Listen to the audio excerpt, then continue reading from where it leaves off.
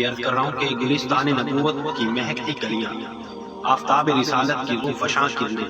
دبستان محمد صلی اللہ علیہ وسلم کی فیض یافتہ شاگردات تلمیذات، اور پھر یہ کہ سرور عالم نیر تابہ خلق مجسم ہادی عالم ہادی برحق جناب رسالت مآب صلی اللہ علیہ وسلم کی تمام صحابیات، ہماری ماؤں بہنوں بیٹیوں کے لیے یہ اسوہ ہے، یہ ہمارے لیے ہماری بہنوں کے لیے خاص طور پہ وہ جو مدارس میں پڑھ رہی ہیں، جو دین کے ساتھ لگاؤ رکھتی ہیں، جن کے دل میں اللہ تعالیٰ نے دین کی محبت ڈالی ہوئی ہے، ان کے لیے سب سے بہترین نمونہ جس کے وہ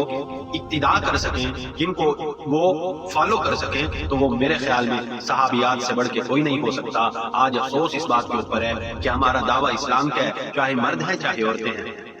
اور ہمارے ذوق اور شوق جو ہے وہ سارے غیروں والے ہیں۔ ہمیں صحابیات کی تعلیمات پڑھنے کا، ان کے جو ہے وہ کردار کیا تھے، ان کا انداز کیا تھا، ان کی تعلیم کیا تھی، وہ پڑھتی کیا تھی، وہ گھر میں رہتی کیسے تھی، وہ گھر کے کام کاج کیسے کیا کرتی تھی، یہ ساری چیزیں چھوڑ کے ہم پتہ نہیں کس چکر میں لگ گئے۔ ہماری بچیاں جو ہیں ان کے جو پسندیدہ شخصیات ہیں وہ انبیاء و صحابہ تو کیا ہوتے، ان کے پسندیدہ شخصیات ایسے ہیں جو نہایت ہی ملعون ترین ہے دنیا میں۔ سٹارز جن کو کہا جاتا ہے، جن کو ستارے کہا جاتا ہے، ان کی اپنی زندگیاں کس قدر پریشان کن ہیں، ان کی اپنی زندگیوں کے حالات کیا ہیں، وہ اگر یہ سن لیں یا ان کے پاس بیٹھ کے پوچھ لیں تو ان کو احساس ہوگا کہ یہ کس قدر غلط روش پہ چل رہے ہیں۔